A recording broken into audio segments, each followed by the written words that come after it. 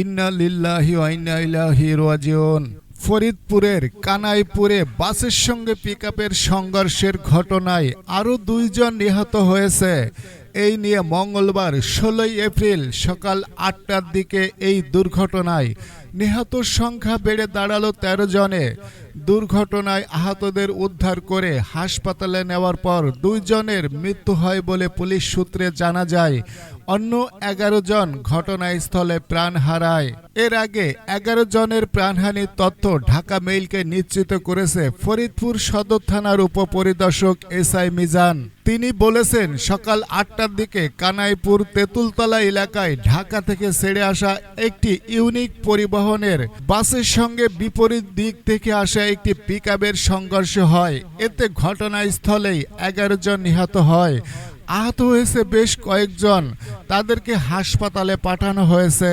সূত্র ঢাকা মেইল।